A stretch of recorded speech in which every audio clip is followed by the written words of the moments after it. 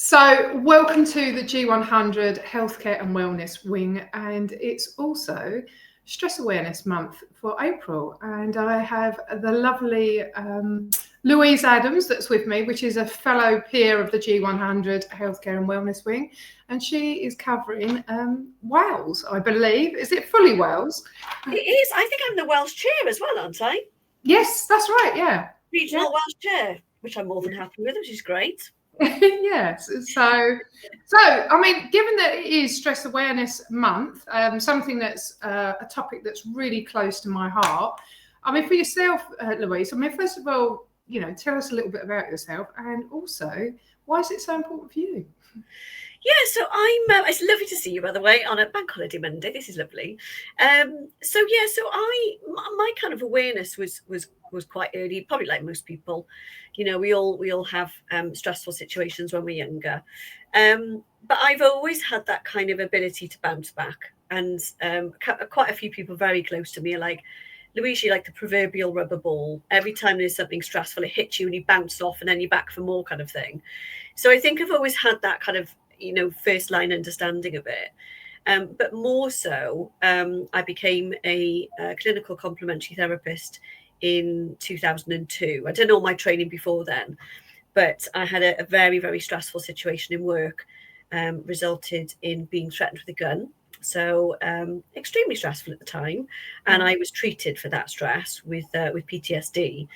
And I went on to then walk into a cancer hospital as a complementary therapist, and pretty much stayed for a long time working in critical care and end of life care. So I've seen stress firsthand. I've experienced it firsthand. And I've been teaching stress management into companies now for many years. So that's my kind of almost like my 360 version of it. What about yourself? What's your experience of it been? Because I know that you've got a lot of experience, haven't you? I think like many individuals, we end up down the path of investigating it because of experiences that we've had ourselves, rather like you've mentioned. I mean, I was in the corporate world for over 23 years, and it was a manufacturing environment. And as you can imagine, that it was very male-oriented. And as I was going through the ladder, I mean, my last role was an executive role. But what I hadn't realised is, like yourself, is having that resilient sort of personality. And when situations occurred, you're always bouncing back and soldiering on and being this superhuman person and trying to be like a man in a man's world, to be seen and to be heard, and, volunteering for everything, pleasing everybody, keeping everybody happy. Without me actually realising it, I had gradually pushed myself into a state of burnout. Yeah. Which is not an uncommon thing I hear, particularly with females, when they're going through their career and going up the ladder, and they just fall into these traps, but they don't realise they're doing it. And I'm sure this is something that you've recognised, is that quite often we don't know we're in burnout until it actually happens. Yeah. So when it did, finally happen, which I thought was my redundancy, it wasn't. That was just the final nail in the coffin. Yeah. But so I then had to go on, a bit of a journey of discovery to find out why I was like it, because it happened during COVID. So I had no one to help me. Oh, wow. That's difficult, isn't it? And I think, like you said, there's always the straw that breaks the camel's back. And I think it's that thing, isn't it? When you're very resilient, and and like both of us, very strong, the person who's the doer, the person that everyone comes to for advice, it's even harder then to recognize ourselves, isn't it? That actually we might become stressed, but because we don't resonate with it, because we're so busy doing and being for other people, we kind of just forget ourselves in the moment, don't we?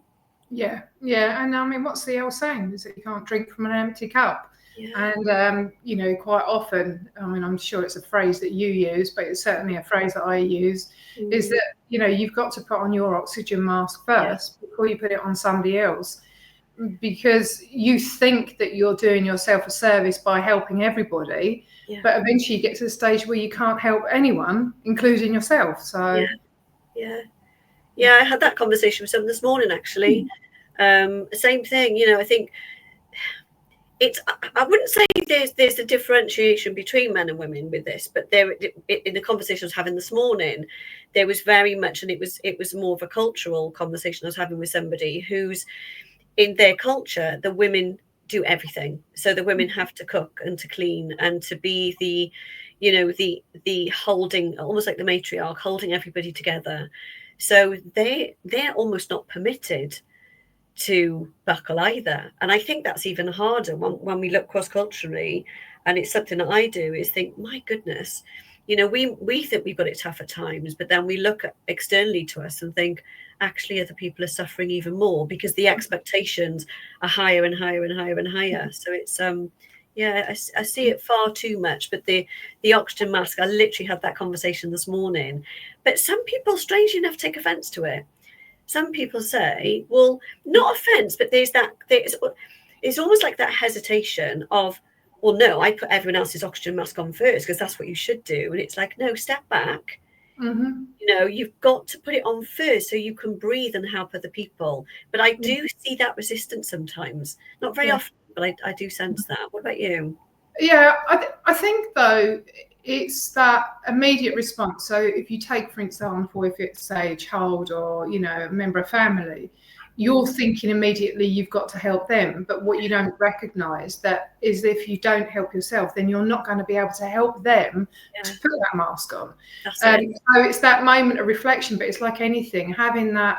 I mean, one of the first things I say to people, I said, you've got to have that moment, even if it's 10 seconds, just to have a moment to think and space to breathe before you make some decisions. Switch the emotional monkey off and allow the logical monkey to come in. Yeah, and have that focus. But as you're saying, is that people immediately think that by not looking after somebody else that they're doing a disservice, which is absolutely the complete opposite. The biggest thing I learned was that I was that people pleaser, and as you turn around and say, culturally, but I think that's across all of our cultures. Where particularly I did a workshop the other Thursday, and one of the women that stepped forward, she said, by default, the role of a woman, despite so-called equality, and I don't into a political debate or cultural debate or anything like that about it, but there is still this subconscious belief that that women are there to serve and to look after their children, to wait on their partners, and be the one that keeps everything together, organising everything, and that's not necessarily a cultural thing. It's just the subconscious role of a woman, which is why quite often we are the people pleasers. Yeah, that's right. And the people pleasers, as you turn around and say, they're immediately go, oh, I can't put on my mask first. I've got to look after somebody else, which then creates that constant stress, doesn't it? So. Yeah. What about yourself? When because we've all got different measures of stress, haven't we? So some people will get stressed over spilt milk, so crying over the spilt milk, and other people like myself have got a very, very long fuse before it gets ignited. So for you then, I mean, back in the day when I was treated for PTSD, I didn't see it myself. I was too close to it.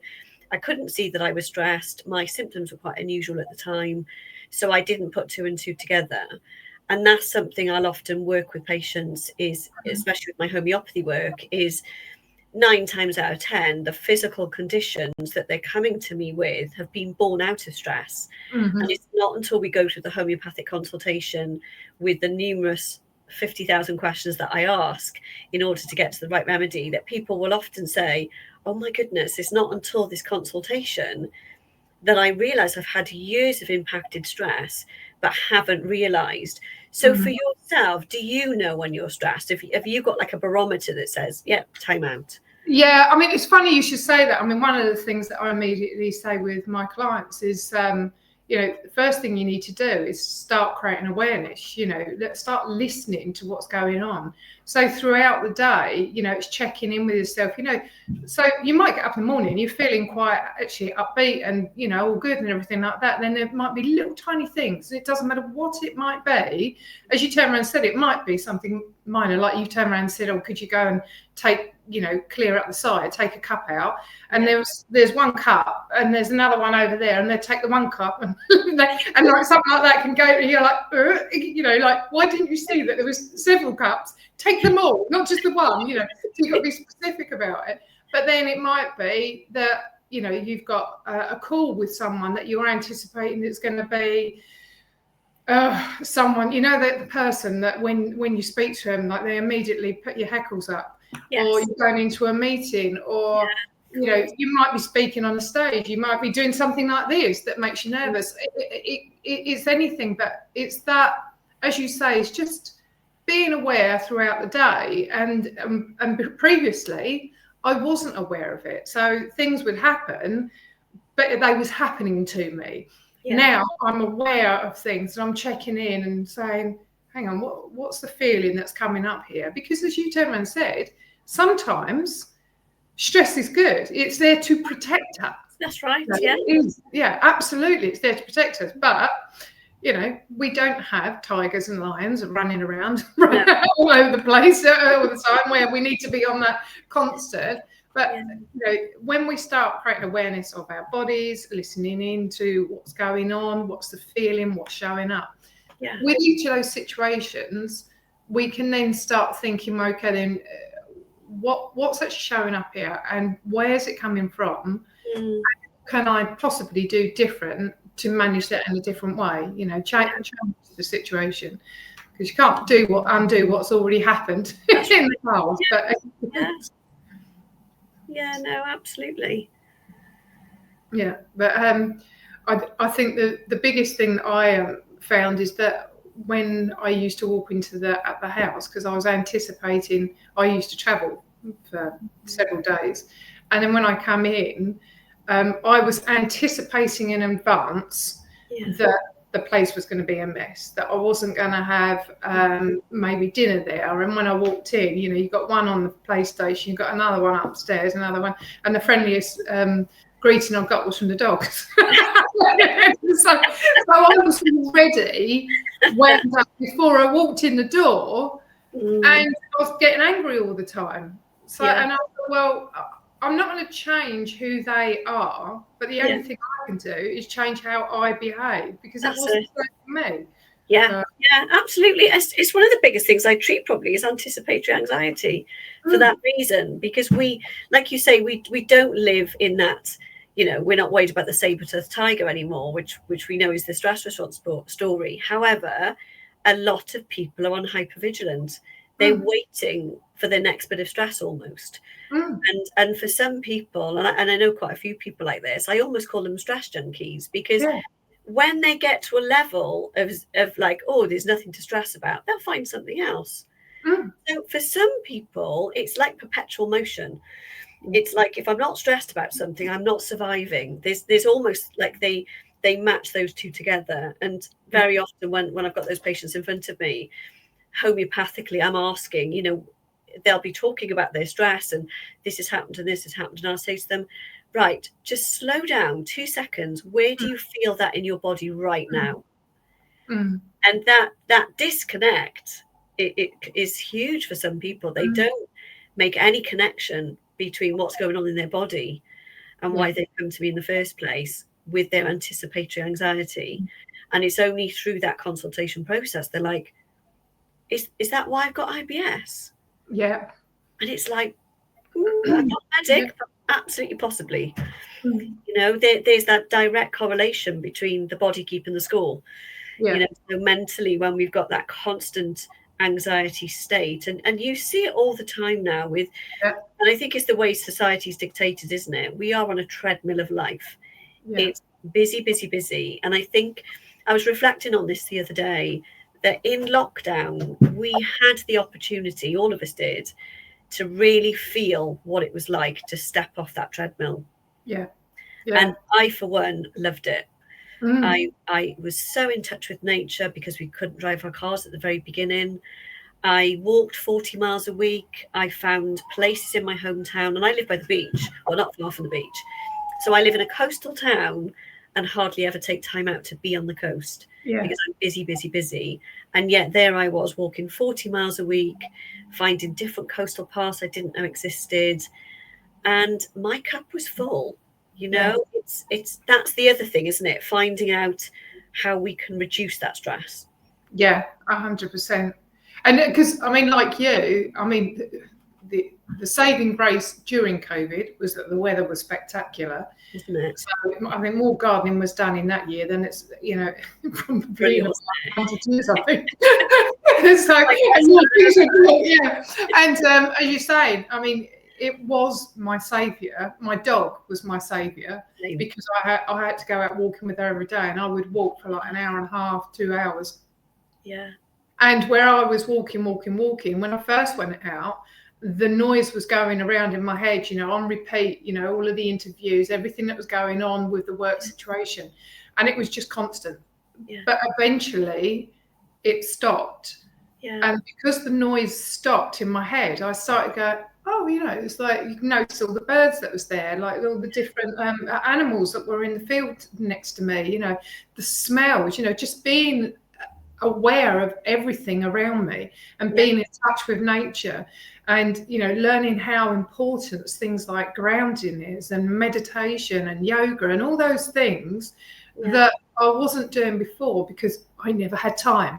Busy, as you say, and being a human doing rather than a human being. Absolutely. Yeah. Equally, I didn't recognize all of the, you know, all the things that was going on with my body. As you turn around and say, is understand those key indicators, you know, things like the headaches, the brain fog, the memory loss, you know, the rushes, you know, IBS, all of those things.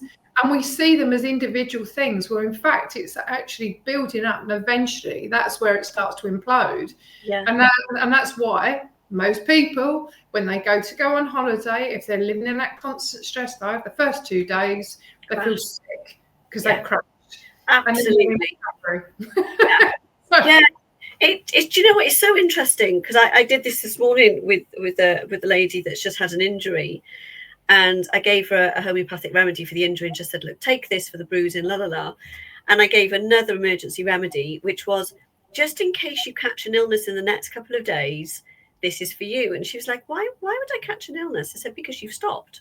Because your broken foot has now caused you to stop. And like the Christmas holidays, when everyone gets ill because it's Christmas, it's not because they're with each other, it's because they've stopped. And your susceptibility to illness then occurs because we finally managed to reside in our body instead of residing here, which is our stress response, which is go.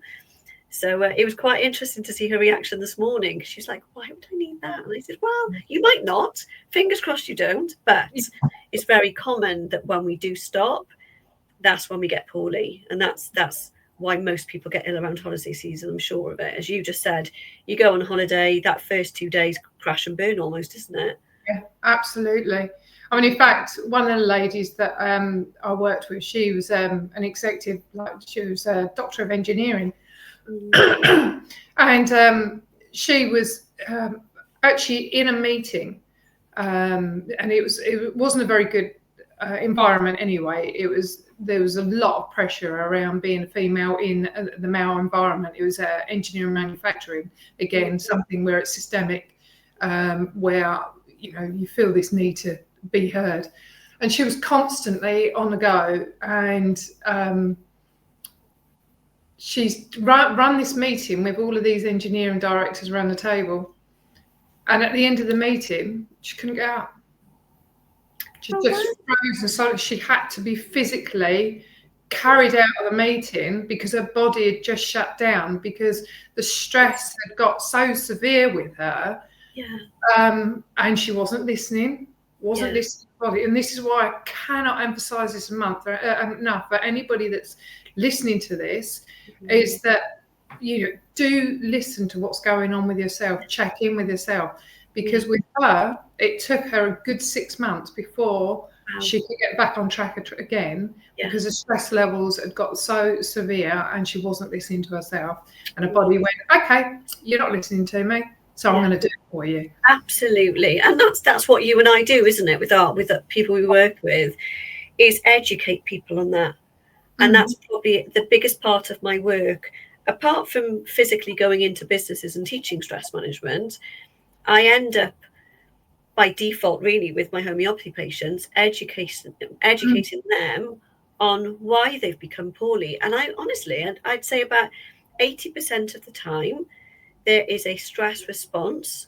They could be stress, they're grief, they're suppressed emotions, they haven't been dealt with, they get eaten inside the body. And that's when I'll see the chronic conditions. And it's only then, and especially things like fibromyalgia as well, I say there's a link. For me as the therapist, there's the link I'm seeing between chronic suppressed stress and the body just giving up. Because if the mind doesn't process it and hides it, it's got to come out somewhere. And that's my constant kind of work, really, is educating people and just saying, right, okay, let's work together, let's unravel this, but safely. Let's get you back to a point where, you know, you're back in that wellness state before the stress happened. It such an impact. And it's an interesting point that you said there, is that, you know, it is like unraveling. I say it's like there's some things immediately you can resolve. You know, they're quick wins simply by bloody not picking up your phone the first thing in the morning. Because, I mean, so many that I speak to, I say to them, what's the first thing that you do in the morning? And they reach for their phone and they're scrolling. What they're doing, they're reading emails, texts, social media, news, all these things that are immediately putting them in a state of anxiety. And, you know, that simple task of saying, right, just do not touch your phone for the time before you actually leave the house, or, you know, or you go onto your laptop. Before then, don't touch your phone. You know, just have some time to be in the morning. It's simple tasks. Or an hour before you go to bed, you know, switch off, you know, the tech, you know, so you're not constantly in that state. But then there's other things. It is literally that. It's like peeling back an onion and trying to get to the root cause of what's actually creating that stress.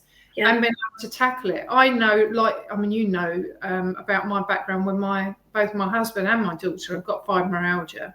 My husband's got chronic back problems and has done since he was in his 20s. But I know the fibromyalgia that he's got is because he's in trauma.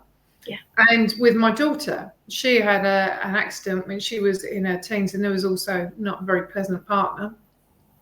And she's in that state of trauma, and that's caused the fibromyalgia. And what people don't recognise is a lot of these illnesses that individuals get are as a result of trauma and stress and anxiety and all that pressure that they're carrying and they're carrying inside. Because another thing is, they don't like to be vulnerable. They don't like to talk about it. And that doesn't matter what environment it is, because it's seen as a weakness. And if it's seen as a weakness, then it means that they're not going to be able to share it. And then what's they all saying? A problem shared is a problem halved. And I see it with all my fibro patients, that there's that one common thread with all of my fibro patients. They are all very kind, giving, generous people. The people pleasers, the self-sacrificing, you know, everyone else comes first kind of thing. What can I do to make other people happy before me? And it's that constant caregiving, and combined with trauma, that settles and resides in the body. But there is help. We know there is. Certainly for me with the homeopathy, I'm seeing some great improvements in my cases at the moment. And it's exciting, you know, when you see a patient that comes to you and says, "I'll never be better." I was cured from ME and lots of conditions that shouldn't be curative, but through therapy, homeopathy, you know, lots of different avenues, there is help out there. And I think that's the point, isn't it? And if people like you and I get to people early enough, before it settles in the body, that's a big part of what I do. Because we'll often find, and you'll find this yourself, is that people don't come to you until they're in crisis. And by then it's late. It's not too late, but it's late. So if you can get them, you know, I always say, be like the Americans. I've always admired the fact that they all have counselling. You know, when they say I'm going to my therapist, it's like going to the corner shop. Yeah. So having therapy is normalized, but here it's still that taboo. Yeah. There's still that thing of like, oh, I don't want to admit that I'm stressed. I don't want to admit that I need help, and it's okay to ask for it. Yeah. Yes. And the thing is that, you know, I mean, as you turn and say, you can catch it first of all, because so many individuals are not aware, they're in it rather than taking that step back.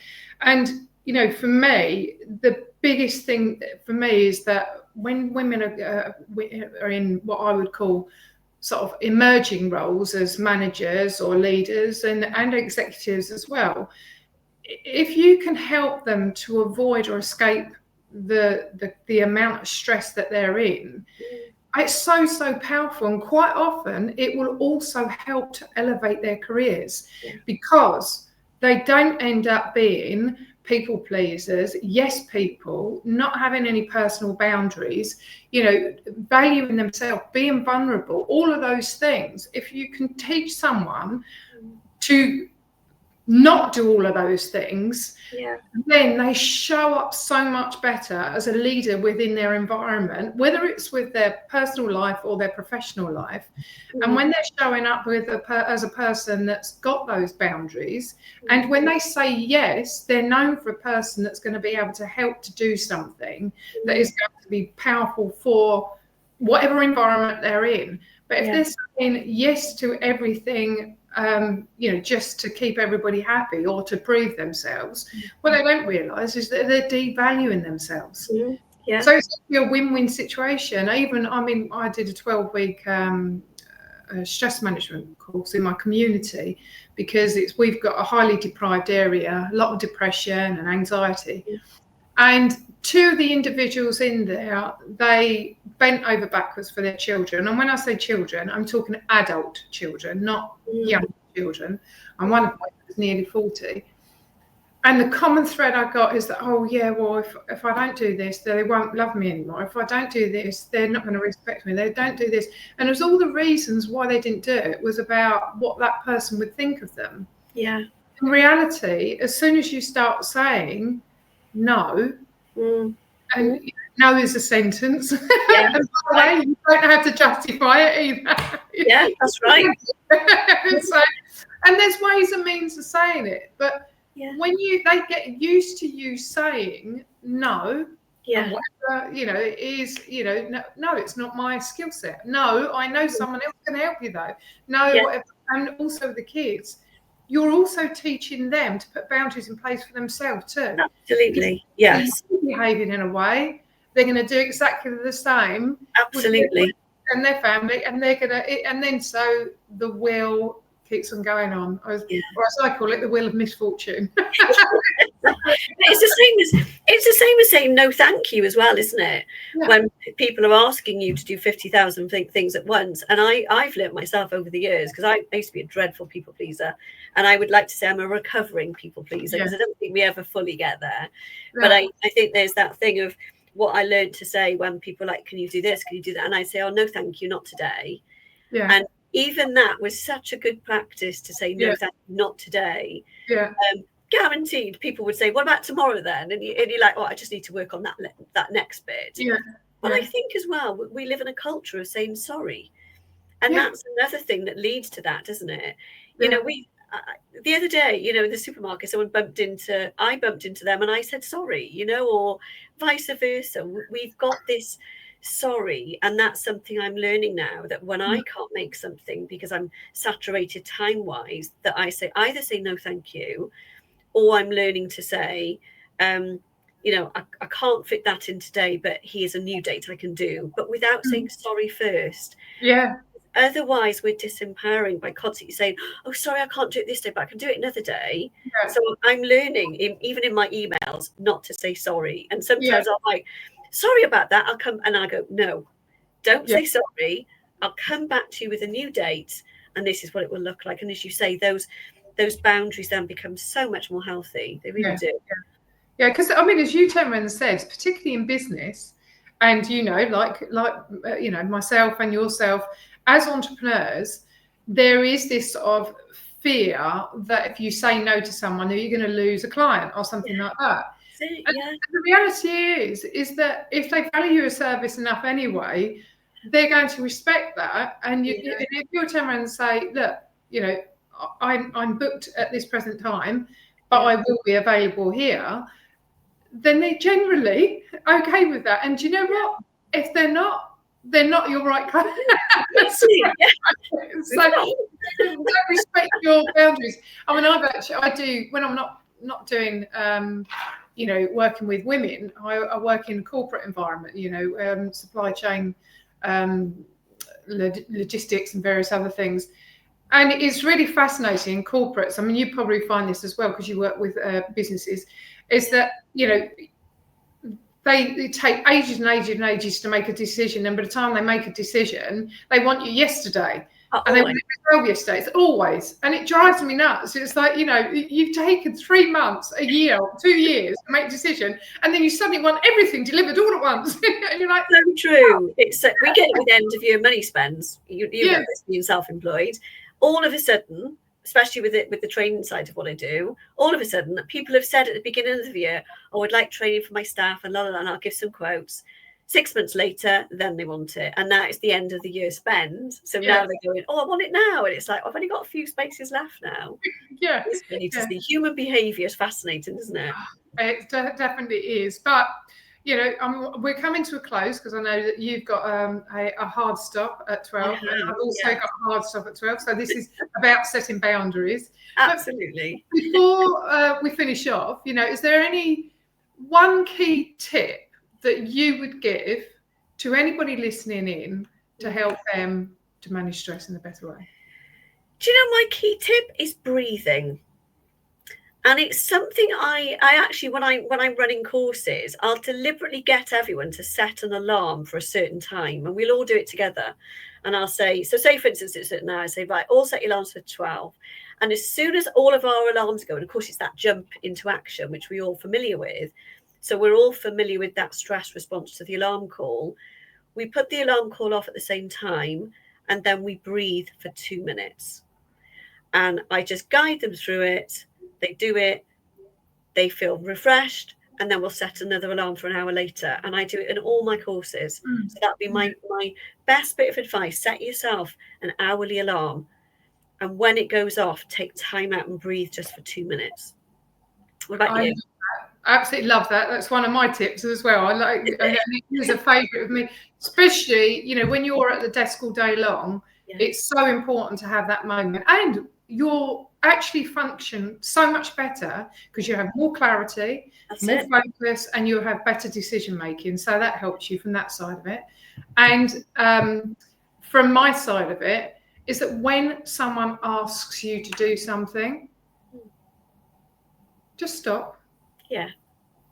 Take a moment and ask yourself, is this really serving me?